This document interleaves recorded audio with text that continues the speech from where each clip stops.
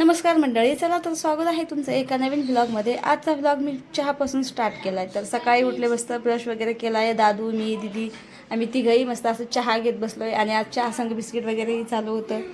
तर म्हटलं चला आता अजून सगळे कामं काही माझी तशीच राहिली होती, फक्त चहाच झाला होता। तर चहा वगैरे आम्ही घेतला आहे आणि ना कांद्यामध्ये खूप काही कांदे असे सडले होते, तर खूप त्यांचा घाण वास येत होता। म्हटलं चला आता हे काम आज ना पहिलं केलं पाहिजे।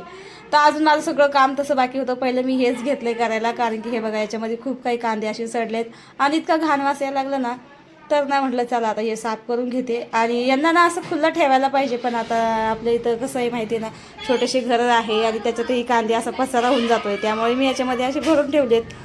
तर म्हटलं चला असे काही निघायची नाही हे कांदे याच्यातून काढलेले, हे मला एका गोणीवरच टाकावं लागते आणि एका गोणीवर टाकूनच मग ही सगळी काही याच्यातली घाण ते काढावं लागेल। वांगे बटाटे काय काय पडलं त्याच्यामध्ये ना, मुलं असं काही खेळायला आणतात आणि याच्यामध्ये टाकून देतात। तर म्हटलं चला आता असं तर काही हे निघणार नाही, मस्त एक गोणी घेते आणि गोणीवर कांदे वगैरे टाकते सगळे, म्हणजे त्याच्यातले सडके कांदे सगळे निघतील। तर खूप काही कांदे त्याच्यामध्ये सडले होते बरं का, आणि त्याचाच घरामध्ये वास येत होता।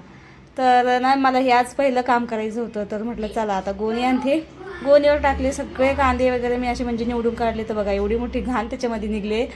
तर ना घर कितीही साफ करा, घरामध्ये तर निघतेच।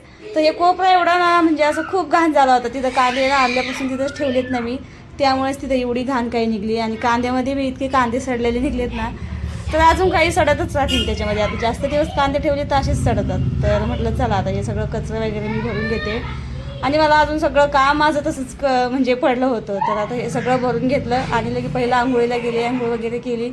आता माझा स्वयंपाक राहिला होता आणि स्वयंपाक आणि धुणं बस एवढंच बाकी होतं। तर चला मग आजची ब्लॉगची एंड मी इथंच करते। कसा वाटला तुम्हाला नक्की सांगा, आवडला असं तर लाईक सबस्क्राईब करा। चला भेटूया पुढच्या व्हिडिओमध्ये, बाय।